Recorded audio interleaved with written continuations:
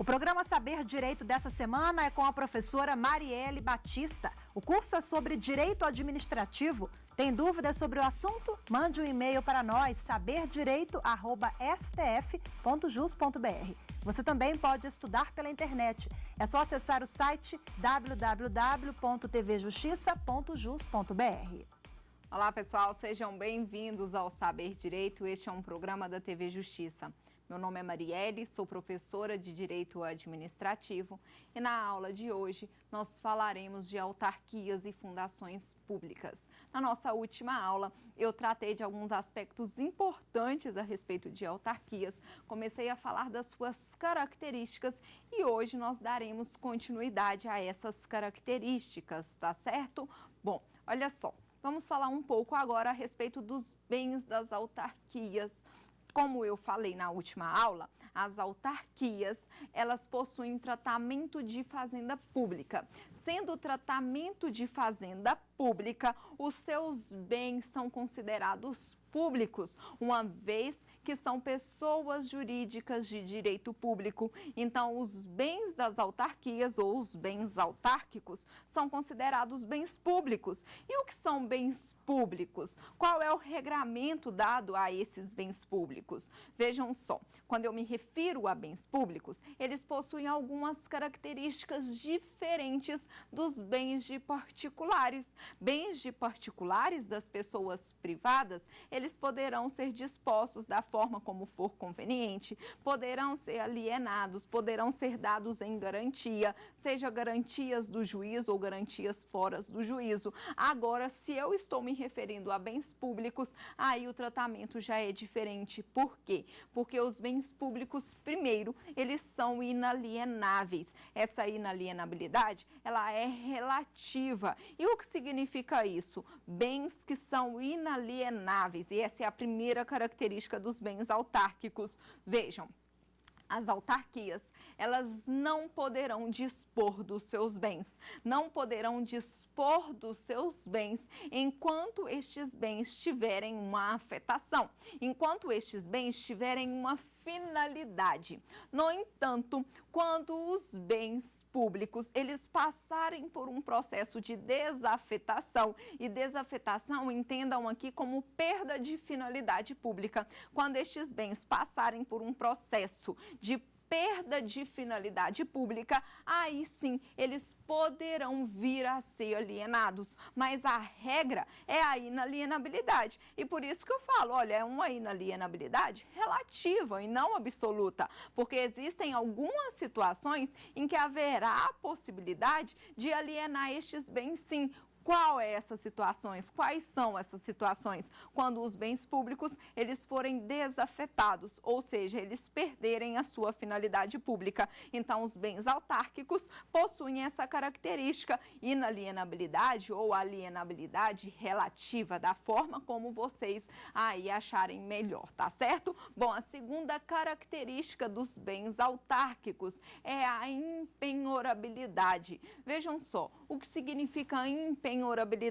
Pessoal, bens autárquicos, e quando eu me refiro a bens autárquicos, entendam bens públicos, né? Porque bens públicos também eu posso lá aplicar a todas as pessoas da administração direta. Quando eu me refiro a impenhorabilidade, eu quero que você entenda o seguinte: os bens públicos, eles são impenhoráveis, ou seja, eles jamais poderão ser dados como garantia em juízo para resguardar alguma dívida da administração.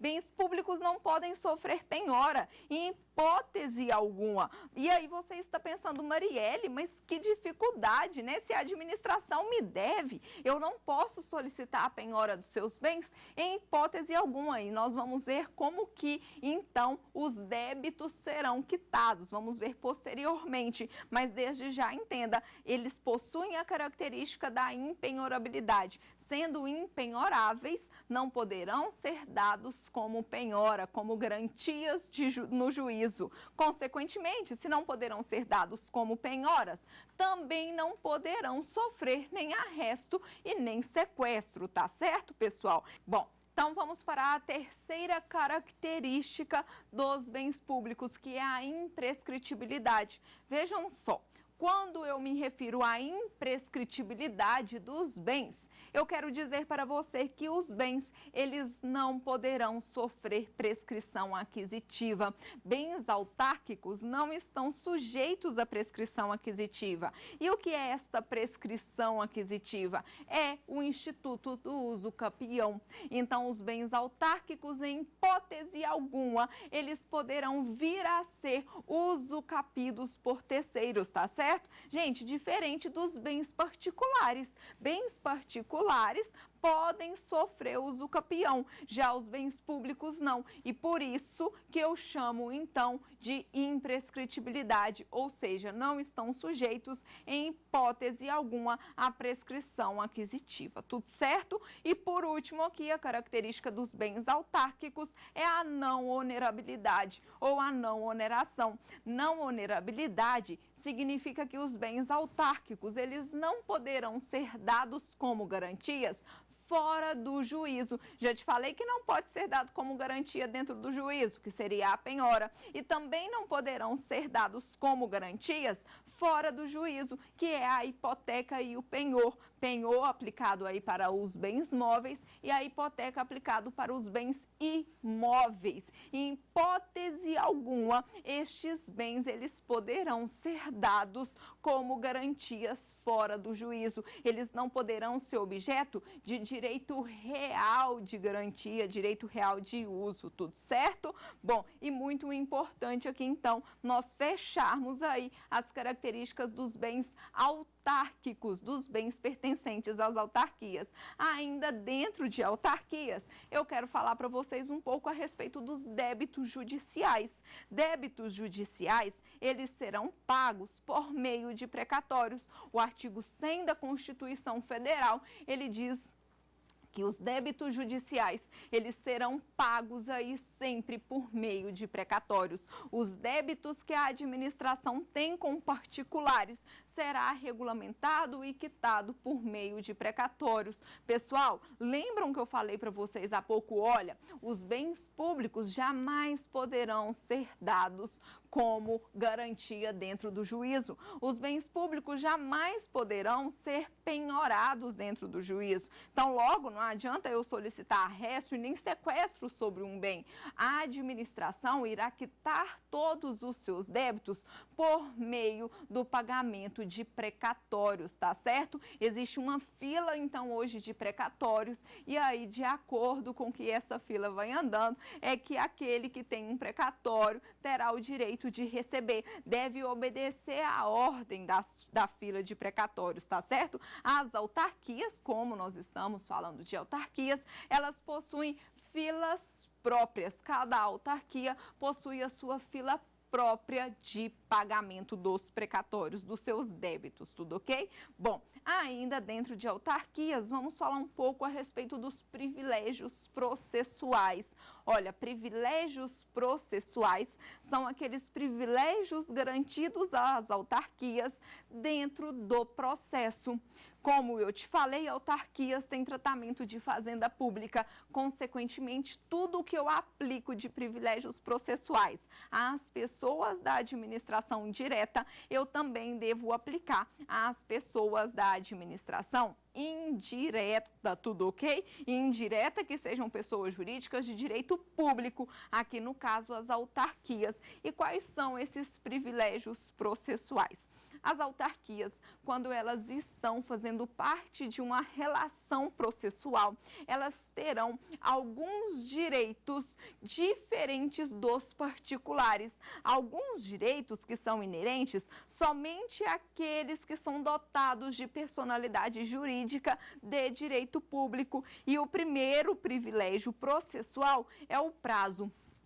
Prazo em quádruplo para contestar e prazo em dobro para recorrer.